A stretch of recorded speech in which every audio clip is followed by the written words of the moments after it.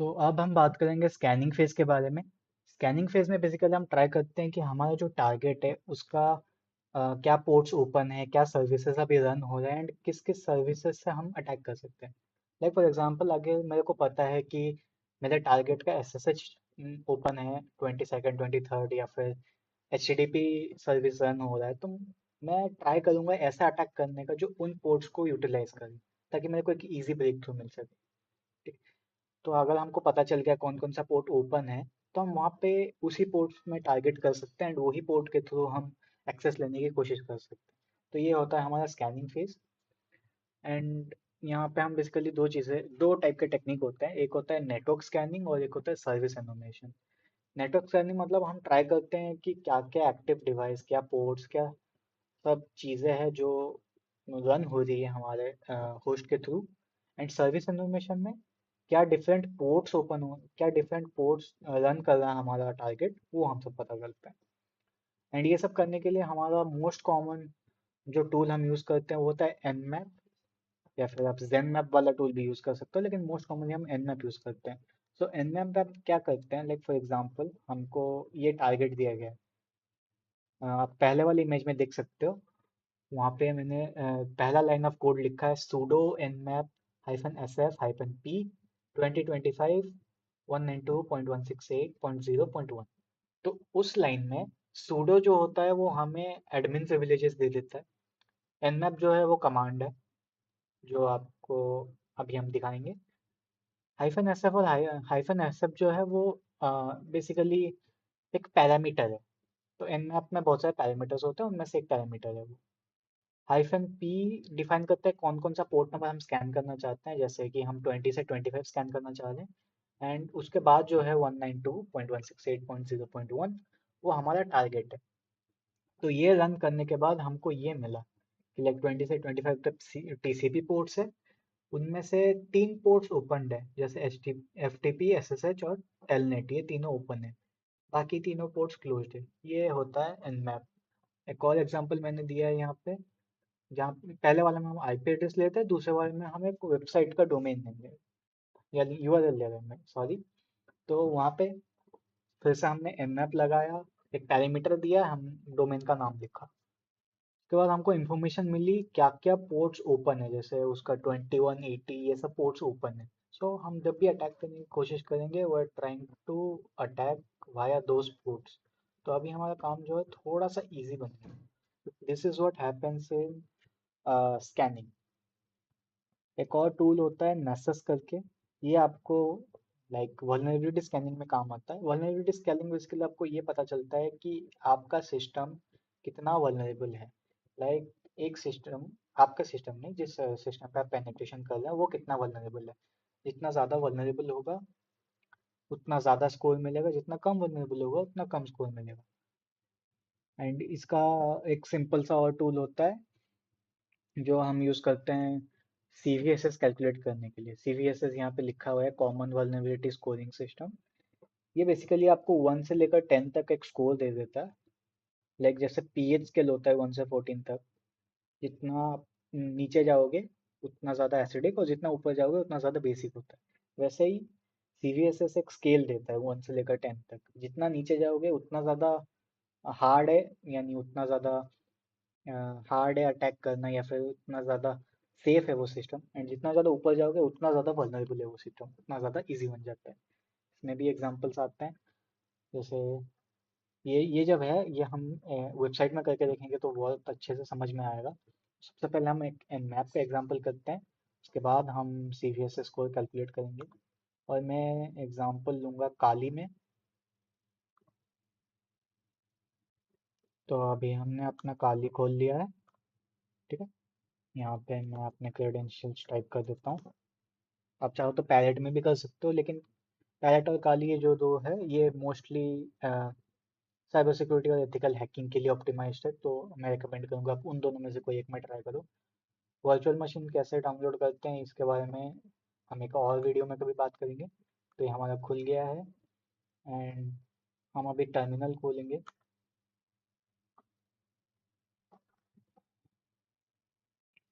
ठीक है, तो अगर मेरा ये जो काली है अभी वो ब्रिज्ड कनेक्शन में है, यानी मेरा जो रियल लाइफ में वाईफाई जहाँ कनेक्टेड है, मेरे वर्चुअल मशीन को भी सेम वाईफाई से कनेक्ट किया है। तो आप एक बार देख लो, मेरा ब्रिज्ड मोड में है इसलिए आपको पता चल रहा है। मैं आपको सेटिंग्स में भी दिखा देता हूँ। सेटिंग्स में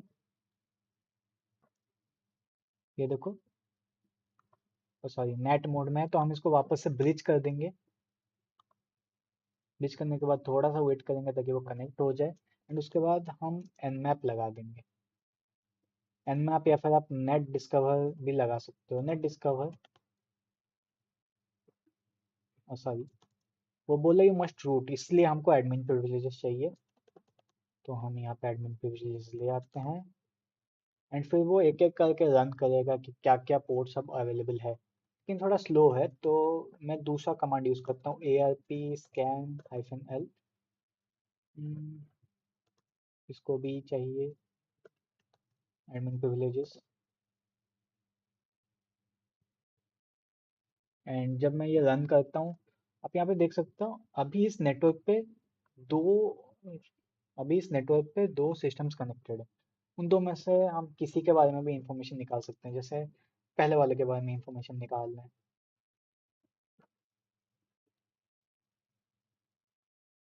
तो ये हमको सारा इंफॉर्मेशन दे देगा कि वहाँ पे कौन कौन सा पोर्ट ओपन है, कौन कौन सा पोर्ट क्लोज्ड है।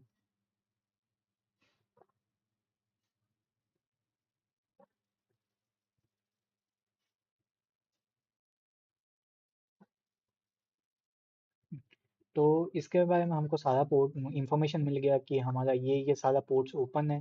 तो हम इन पोर्ट्स के थ्रू अपना अटैक करने की कोशिश कर सकते हैं। ठीक है, जैसे 80th पोर्ट ओपन है, तो आप जाके देख सकते हो HTTP में ये क्या बन रहा है। 192.168.29 और 1, अगर हम देखें तो वो ब्राउज़र में कोई एक वेबसाइट पे हमको रिडायरेक्ट कर देगा। ट्राई करते हैं, हो भी सकता है ना हो। 192.168.29.1, 0.29.1, वही था। यस, वही था। हाँ, तो ये हमारा था जियो का कनेक्शन। जियो का पेज हमको रिडायरेक्ट हुआ है। हो सकता है आपको कोई और पेज में रिडायरेक्ट हो जाए। सो बेसिकली हमको पता चल गया क्या क्या पोर्ट्स ओपन है, एंड हम उसके थ्रू अपना अटैक प्लान कर सकते हैं। जैसे अभी मेरे को पता है 80 नंबर का पोर्ट ओपन है, एंड 80 नंबर पोर्ट ओपन है, तो मुझे ये वेबसाइट दिख गई है। सो नाउ हम अभी यहाँ पे देख सकते हैं इंफॉर्मेशन कि इसका इंस्पेक्ट करने पर क्या आता है, पेज सोर्स में क्या आएगा। वो सब हम इंफॉर्मेशन करके देख सकते हैं, जैसे इंस्पेक्ट तो नहीं, लेकिन पेज सोर्स में क्या आएगा देख सकते हैं। पेज सोर्स में आपको कोई यहाँ पे ज़्यादा इंफॉर्मेशन मिल जाएगी, so that's a good thing. वरना नहीं तो कोई दिक्कत वाली बात नहीं। ओके, नाउ इसके बाद आप कर सकते हो निक्टो कमांड। निक्टो कमांड जो होता है, 192, निक्टो कमांड जो होता है वो बेसिकली सारे डायरेक्टरीज निकाल के दे देता है। लाइक जो सब इंफॉर्मेशन, जो सब डायरेक्टरीज प्रेजेंट है आपके टारगेट वाले, आपके टारगेट में, वो सब आपको निकाल के दे सकता है। जैसे यहाँ पे मैंने अभी निक्टो कमांड रन किया, वो बता दिया सर्वर ये है, टारगेट पोर्ट क्या है, टारगेट नेम कुछ, एंड वो अभी ट्राई कर रहा है उसमें से डायरेक्टरीज निकालने की। अगर आप निक्टो कमांड यूज़ नहीं करना चाहते तो आप डायरेक्टरी बस्टर या फिर गो बस्टर, ये लोग भी यूज़ कर सकते हो, लेकिन गो बस्टर में आपको एक वर्ड फाइल की ज़रूरत पड़ती है। वो हम कभी अलग वीडियो में देखेंगे, गो बस्टर यूज़ करना।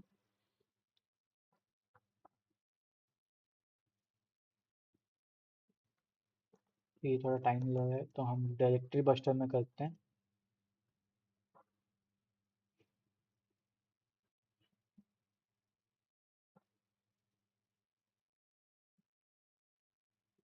डायरेक्टरी बस्टर का भी, तो डायरेक्टरी बस्टर अभी ट्राई कर रहा है जितने भी सारे डायरेक्टरीज है उन सबको एन्यूमरेट करने की। जैसे यहाँ पे आप देख सकते हो बहुत सारे डायरेक्टरीज आ गई, हालांकि इन सब में कोड 200 है, यानी हम वो एक्सेस नहीं कर सकते।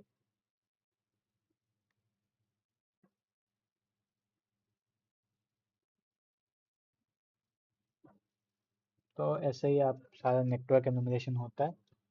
एंड नेक्स्ट जो हमारा था, ये हो गया था मैप टूल। उसके बाद हमने यूज़ किया था CVSS के लिए, साइबर सिक्योरिटी हेल्प से। So let's see that to.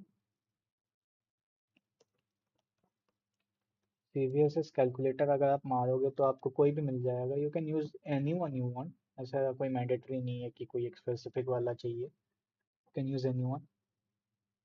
जैसे फॉर एग्जांपल ये हमको मिल गया। तो इसमें ना तीन टाइप्स का सिस्टम होता है। लाइक तीन टाइप का स्कोरिंग होता है। सबसे पहला होता है बेस स्कोर, यानी आप जिस पे अटैक कर रहे हो वो बेसिक्स क्या है उस सबका। फिर टेम्परल स्कोर, यानी करेंटली वो कैसा बिहेव कर रहा है।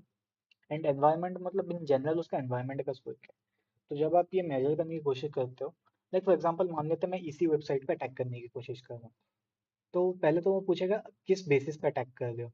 तो मैं नेटवर्क के थ्रू अटैक कर रहा हूँ, सो पहले तो वो सिलेक्ट करेंगे। फिर स्कोप, स्कोप मतलब अटैक करने के बाद क्या आप दूसरे वेब सर्वर्स को जा सकते हो कि नहीं जा सकते। सो लेट्स से कि हम नहीं जा सकते। यहाँ पे लिखा है रिसोर्सेज सेम अथॉरिटी।